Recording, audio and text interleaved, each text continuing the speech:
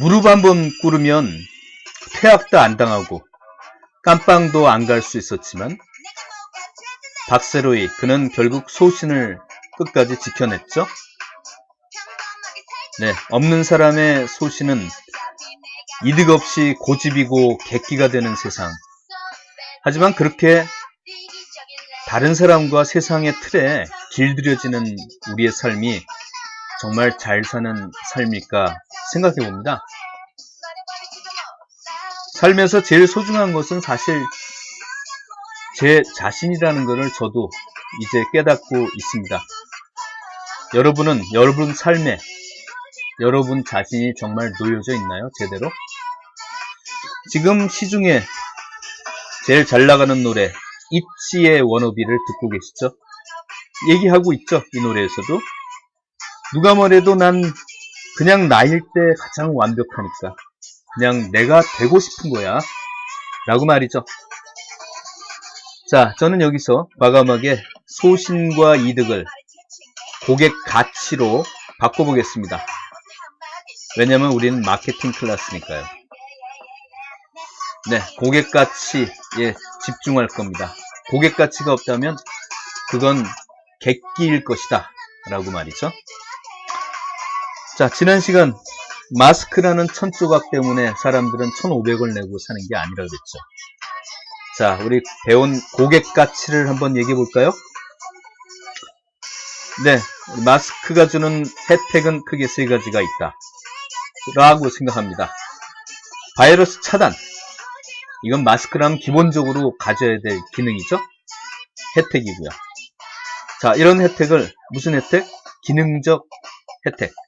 당연히 어떤 마스크라도 가져야 될 바이러스 차단이라는 기능은 있어야 된다. 자, 심리적 혜택은 뭐가 있을까요? 심리적 혜택. 마스크를 차고 있음으로써 나는 내 마음속에 어떤 느낌을 갖게 될까요? 네, 제가 볼 때는 지하철 버스에서의 안심, 그 안심을 구매하기 위해서 1,500원을 낸다고 볼 수도 있죠. 그때 그 안심이라는 심리적 편익. 자, 사회적 편익은 뭐가 있을까요? 우리 전선욱씨, 사회적 편익 뭐가 있을까요? 마스크의 사회적 편익은 내가 마스크를 쓰고 있음으로써 주변의 나 자신을 어떻게 표현하고 싶다는 거죠? 걱정하지 마세요. 저는 여러분에게 폐를 끼치지 않는 사람이에요. 네, 그런 상대방의 자신의 개성과 코드를 알려주는 사회적 편익.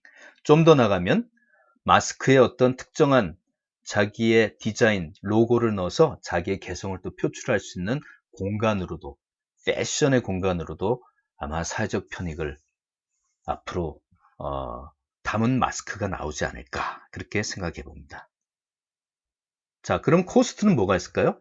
네, 요일별로 찾아가면서 앱을 눌러가면서 줄 서서 기다려서 그 마스크를 산다는, 네, 그런 정신적, 시간적 편익, 시간적 코스트가 되겠죠.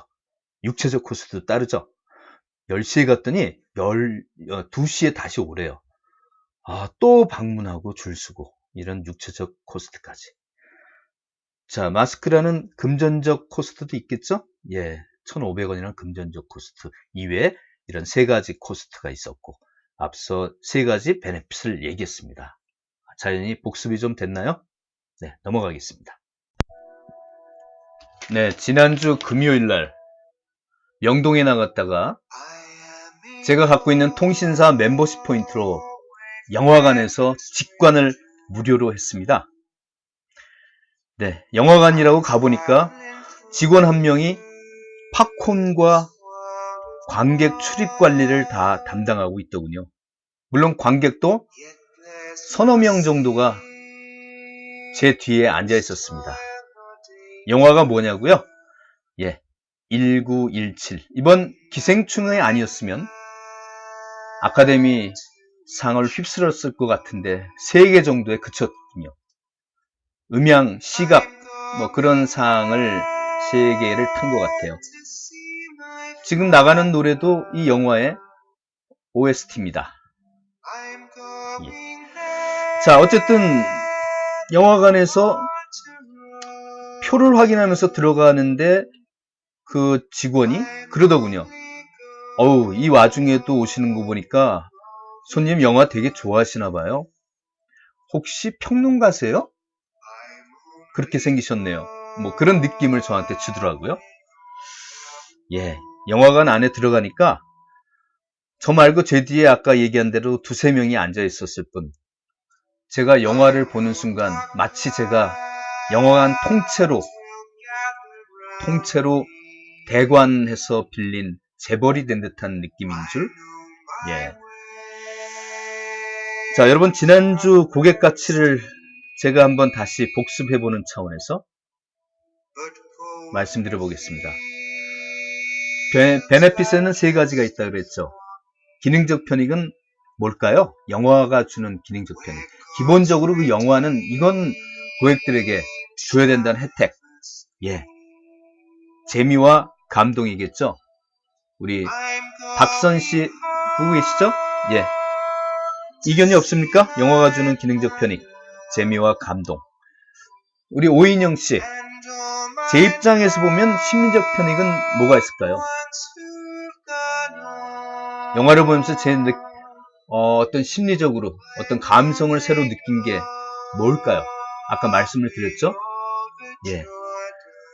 제가 지금 중간에서 앉아서 영화를 보니까 마치 제가 혼자 영화관을 통째로 빌려서 앞에 다리 쭉 걸치고 아주 편하게 보는 그 속에서 저는 재벌이 된 듯한 어떤 느낌. 같은 영화라도 그런 느낌에서 보는 영화 좀 다르지 않을까요? 사회적 편익은 뭘까요? 구준 씨? 예.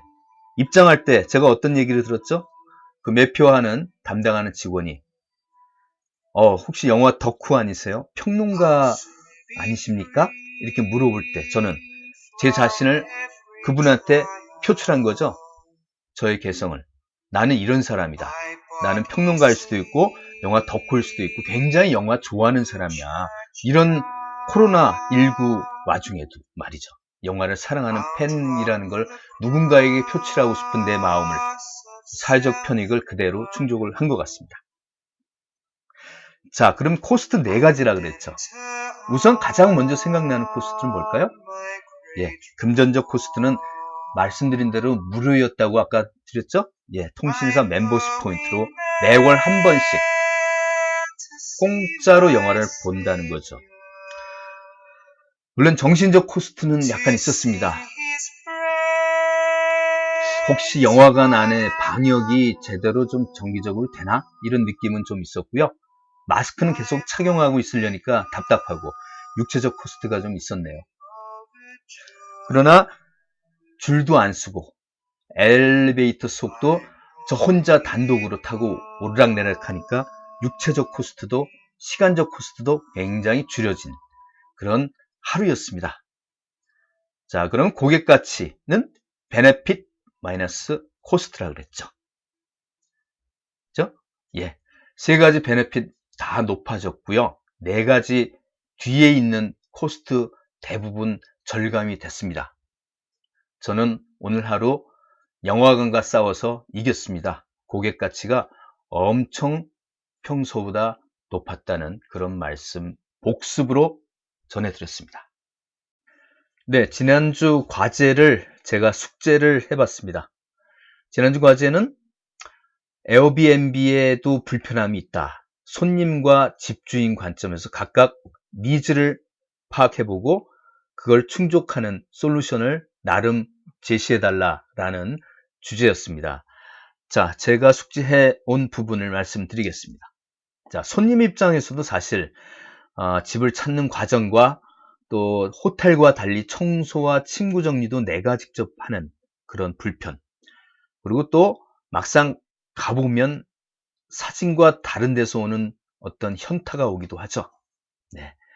어쩔 수 없이 또 묶어야 되는 그런 상황 많이 발생한다 그래요. 자, 집 주인 입장에서도 사실 불편이 있습니다. 이 외국인과 집을 등록하고 열쇠를 주고받는 과정 번거롭거나 심적으로 부담이 되는 사람 많겠죠. 네. 그리고 손님이 머물다 간 집안을 보면 혹시 파손되거나 분실될 우려 또는 실제 분실됐을 경우에 어떤 불편이 있습니다. 자, 역시 니즈가 있으면 새로 상품이 나오는 거죠. 창의적인 상품. 이 에어비앤비가 갖지 못하는 어떤 호텔의 그런 서비스와 그러니까 주인 입장에서의 어떤 임대업 서비스, 이 세 가지를 결합한 어떤 중간에서 연결해주는 플랫폼 서비스가 나왔습니다. 주택공유 스타트업 오아시스라는 이 서비스가 여러 서비스들을 몽땅 붙여버린 그런 내용이 되겠습니다. 손님과 집주인 사이에서 그들의 니즈를 충족시키기 위해서 우선 생각한 것은 에어비앤비 손님의 일부분은 사실 민간인의 집에서 자유로움을 추구하긴 하지만 적어도 설비와 시설, 이런 인적 서비스 같은 것은 약간 호텔급에 준하는 내용을 좀 받고 싶다. 좀 돈 있는 그런 분들이 계시겠죠.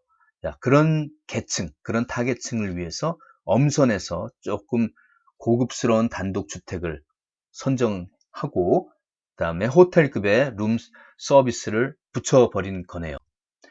그리고 1:1 가이드 서비스라는 걸 통해서 양자가 서로 외국인을 낯선 장소에서 인사하고 키를 주고받는 이런 거에 대한 심리적 번거로움을 갖고 있는 니즈를 제거시켜 준 것 같습니다.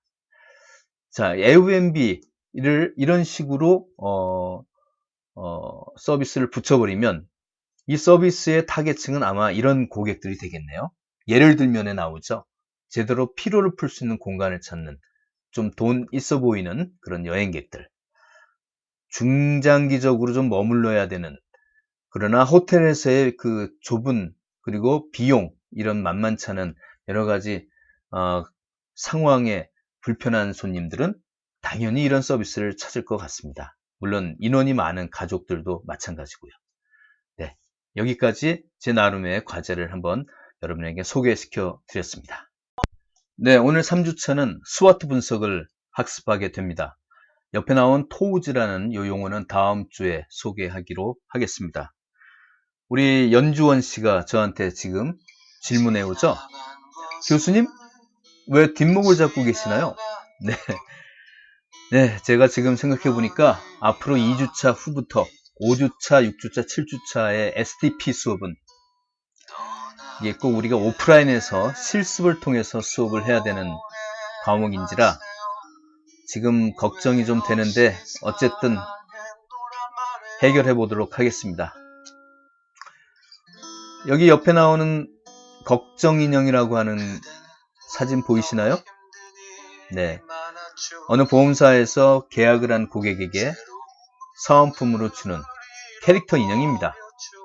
남미의 전설을 갖고 있는 전설인즉 여러분이 이 인형을 머리맡에 두고 자면 평소 우리가 걱정하는 고민거리를 다 밤사이 가져간다고 하는 이 걱정 인형 말이죠. 네, 이렇게 우리는 물리적인 기능적 편익의 제품만 파는 게 아니고 뭔가 스토리텔링과 낯선 체험거리를 서비스의 형태로 제품에 넣음으로써 고객들로 하여금 감성적, 심리적 편익과 사회적 편익을 주는 뭔가 그런 좀 가치지향적 마케팅을, 상품 개발을 해야 된다고 생각합니다. 자, 전주에 우리가 배웠다시피 마케팅 전략 프로세스 내지 어떤 마케팅 기획안에 해당되는 목차들을 이렇게 프로세스로 도식화해 보면 지금 나타난 그림과 같죠? 그래서 오늘은 그 첫 단추 스와트 분석을 하게 됩니다.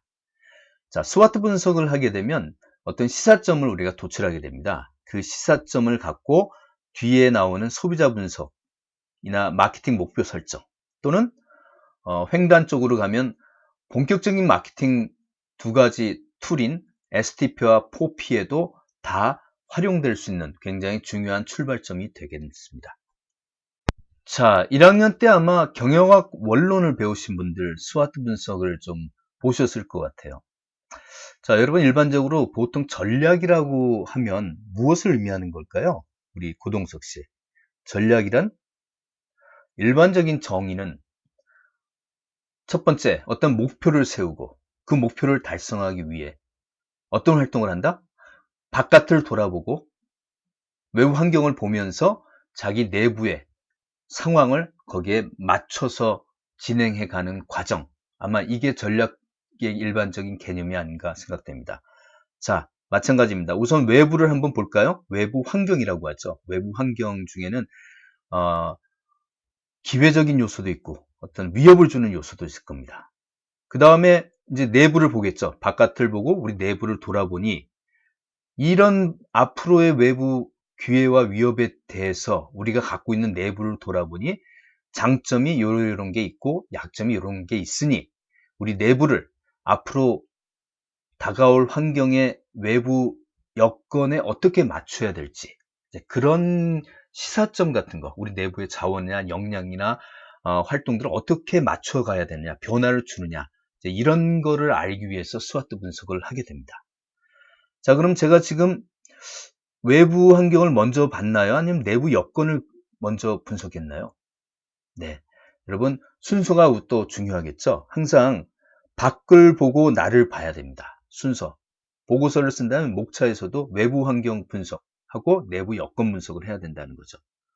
쉽게 얘기해서 여러분, 뭐 고스톱을 치시는 분 계신가요? 요새는 다 뭐 다른 걸 많이 해갖고 앱에 다른 오락거리가 많은데 우리가 고스톱이나 어떤 카드 놀이를 할 때 먼저 깔려있는 패를 먼저 보고 그 다음에 그거에 의해서 내가 갖고 있는 패가 카드가 이게 장점이 되는 건지 약점이 되는 건지를 파악할 수가 있다는 거죠. 그러니까 내가 갖고 있는 패를 먼저 보는 게 아니고 깔려있는 환경에 앞에 그 깔려있는 상대방 패라든지 지금 나와 있는 카드를 먼저 보고 내 카드를 봐야 된다는 순서를 꼭 생각해 보시기 바랍니다. 손자병법이 나와 있죠? 적을 알고 나를 알면 100번 싸워서 100번 이긴다? 아니죠. 100전100승은 없죠. 이 세상에 현실적으로. 100전불태라 그러죠. 적을 알고 지피지기면 100전불태, 위태로울 테입니다. 100번 싸워서 100번은 적어도 위태롭지 않다. 자, 중요한 건 적을 먼저 알고 나를 알아야 된다고 순서 꼭 알아두시기 바랍니다. 자, 이런 형태로 결국 결과물이 나오는 스와트 분석. 이 툴이 언제 나왔는지는 모르겠으나 적어도 지금 전 세계 대부분의 기업에서 마케팅뿐만 아니라 전략이나 뭐 인사, 재무 여러 가지 그 기획 안에는 기본적으로 처음 목차 부분에 들어가는 단골 손님이다. 이렇게 보시면 되기 때문에 우리 현지연 씨나 우리 박선 씨, 그러니까 나중에 사회 나가서 개인 사업을 하든 직장을 다니든 기본적으로 연말이면 이런 스와트 분석을 꼭 하게 되리라고 저는 장담을 하니까 꼭 이번 기회에 그 본질과 방법론에 대해서 한번 제대로 알아두시면 좋겠습니다. 지난번에 말씀드렸다시피 마케팅 기획안은 기업 단위라기보다 제품 차원에서 하는 그런 보고서가 대부분입니다.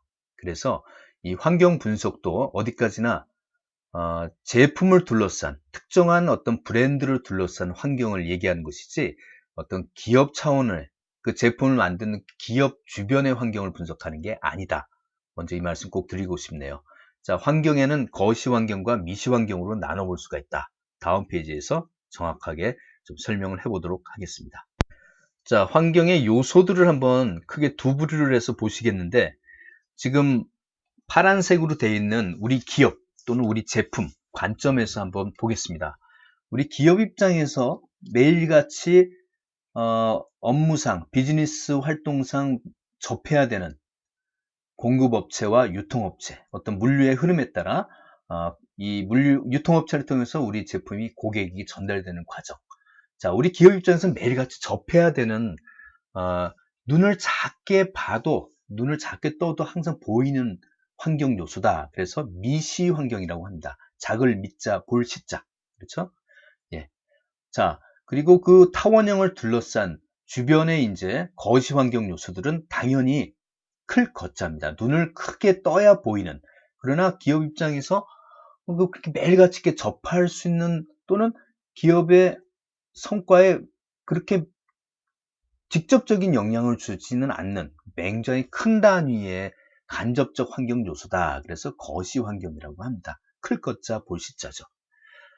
자, 이렇게 크게 구분해 보면 거시 환경, 미시 환경으로 구분된다. 여러분 혹시 그 기업이라는 파란색으로 된 그 밑단에 또 하나의 환경 요소가 들어가게 되겠는데 혹시 우리 김재원 씨는 어떤 용어가 생각나시나요? 이제 공급업체에서 부품을 주면 기업은 그 부품을 갖고 물건을 생산해서 유통업체에 딜리버리하고 다시 고객에게 전달되는, 판매에 의해서 고객에게 전달되는 과정에서 기업과 대치를 하고 있는 또 하나의 기업이 우리 제품이 분석해야 될 환경 요소는 재원 씨 뭘까요? 네, 좋습니다. 경쟁사가 되겠습니다. 경쟁 여건을 분석을 해야 되는 굉장히 중요한 환경 요소죠. 예. 여기서 하나 더 우리가 새겨봐야 될 것은 이러한 환경 요소들은 지금 한 10가지 정도 나왔나요? 예, 이 10가지들은 우리는 대부분 미래에 다가올 환경에 주안점을 둬야 된다.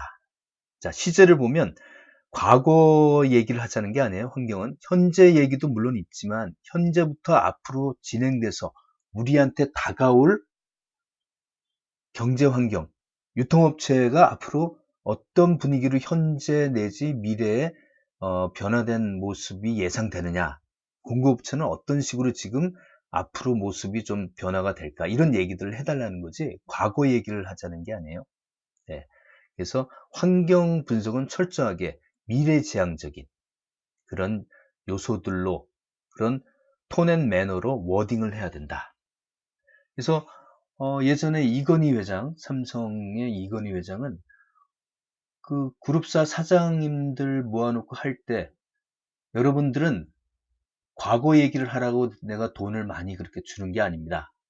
적어도 이 자리에서는 앞으로 다가올 얘기만 하세요. 이렇게 얘기하기도 했습니다. 어떨까요? 그 사장단 회의는 굉장히 그 직후부터 조용해졌다고 합니다. 3년 후에 얘기를 하라 그러는데 뭐 딱히 사장들이 아는 게 별로 없잖아요. 그냥 현장 챙기고 현재에 중점을 두는 그런 얘기들을 하다가 이제 공부를 굉장히 열심히 하게 되었다. 그래서 이제 이건희 회장하고 얘기할 때는 3년 후에 다가올 얘기만 하게 되는 그런 쪽으로 굉장히 상황이 변한 그런 것도 환경 분석에 이러한 미래지향적인 얘기를 담고 있습니다. 여러분 앞 페이지에 제가 얘기를 일부러 안 했는데 거기 사진이 나와 있죠. 이건희 회장과 스티브 잡스의 사진을 제가 붙여봤습니다.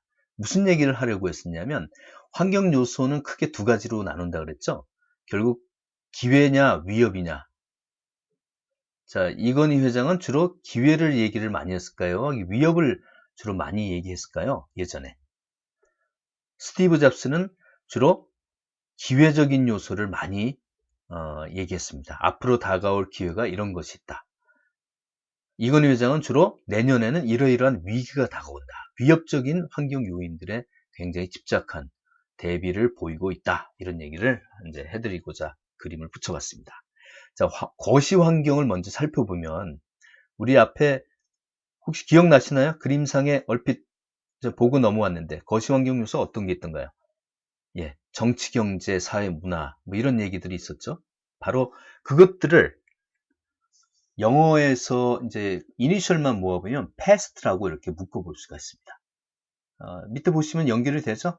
political, economical, social, cultural, technological 이 네 가지를 past 분석이다 이렇게 용어로 사용하는 사람도 많습니다.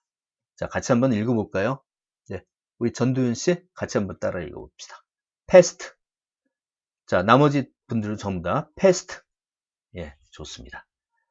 여러분이 나중에 마케팅 보고서를 쓰면서 목차 1에 이제 나올 스와트 분석을 할 때 이제 패스트라는 제목을 잡고 이니셜로 먼저 정치 경제적 분석에서 혹시 내가 지금 다루고자 하는 보고서의 제목인 이 브랜드와 관련 있는 거리는 뭐 없는가 해서 폴리티컬에 해당되는 요소들을 쭉 보세요. 거기서 내가 혹시 이 제품에 꼭 앞으로 다가올 기회나 위험 요소를 해줄 얘기가 뭐가 없는지, 뭐 그런 것들을 이제 보시는 겁니다. 기술적인 부분에서는 또 이런 왼쪽에 이런 내용들을 보시면서 이 브랜드와 관련해서 앞으로 좀 다가올 기회나 위협거리가 뭐가 없을까? 이런 걸 통해서 이제 여러분이 워딩을 발굴해내는 그런 과정을 수행하면 되겠습니다. 자, 그 다음 페이지도 마찬가지로 경제적 환경, 사회 문화적 환경 이런 것들이 있다. 넘어가겠습니다. 자, 거시 환경에는 이제 우선 사회문화적 환경을 좀 얘기해 보고자 하는데, 사회문화적 환경은 무엇이냐? 지금 여러분, 우리 현재 지금 다가오고 있는, 그걸 앞으로도 계속해서 주목이 되는 가장 큰 사회문화적 환경은 뭘까요? 지금 여러분 입장에서 보시기에. 이건 어떤 특정 제품과 관련한 게 아니고 모든 제품에 다 관련이 되겠죠. 아주 직접적인 임팩트 있는 환경, 사회문화적 환경. 뭡니까? 예, 코로나19죠. 코로나19는 아마 지금 보고서, 마케팅 보고서를 쓴다 그러면 어떤 제품들도 다 이 코로나 환경을 사회문화적 환경 요소에서 크게 다룰 것입니다. 앞으로 코로나19는 계속 어느 정도까지 진행될 것이며 또 매년 겨울에 찾아올 전망도 있다. 뭐 이런 거를 이제 전문가의 말을 인용해 가면서, 자, 그럼 우리 브랜드는 앞으로 어떻게 해야 될 것 같다라는 고민들을 하겠죠, 전부 다. 자, 여기서 기본적으로 꼭 사회문화적 환경에 들어갈 중요한 요인 중에 하나는 인구 통계적인 요인들이 많이 들어갑니다. 연령, 성별, 지역, 그 사람이 이제 관련된 그 사람의 신체나 그 사람이 살고 있는 환경과 관련된 이런 거를 이제 인구 통계적인 변수, 요인이라고 하죠. 자, 이 연령이나 성별에 따라 사람들이 마케팅에 반응하는 포피들이 다 다르기 때문에 우리가 꼭 따져봐야 된다는 중요한 환경 변수가 되겠습니다. 예를 들면 이제 국내 환경, 특정 제품의 어떤 환경, 사회문화적인 환경 여건들이 나와 있네요. 네. 자, 앞서 우리가 거시 환경 요소는 영어로 뭐라 그랬죠? 그 요소들을 이니셜을 묶어본 키워드? 박정배 씨. 그 키워드 4가지를 뭐라 그랬죠? 거시 환경, 패스트 항상 생각하시라 그랬죠? 예. 자, 제품 성격에 따라 환경이나 생태학적인 이 이컬러지가 중요한 부분은 이제 추가로 포함해서 스티프라고 하기도 한다. 그렇게 넘어가시면 되겠습니다. 네, 우리 추재현 씨 보고 계시죠? 자, 패스트 중에 만약에 배달 로봇 시대 성큼 다가서고 있다.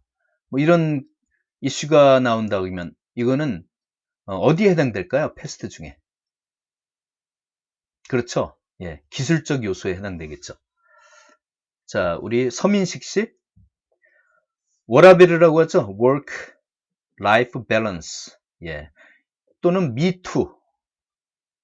이런 부분은 어디에 해당될까요? 패스트 중에. 그렇죠. 사회 문화적 환경 요소에 해당이 되겠네요. 자, 이 부분은 뭐 당연히 economical, 경제 환경 요소와 관련된 내용이 되겠죠. 중국의 경제 제재. 이런 내용들. 예.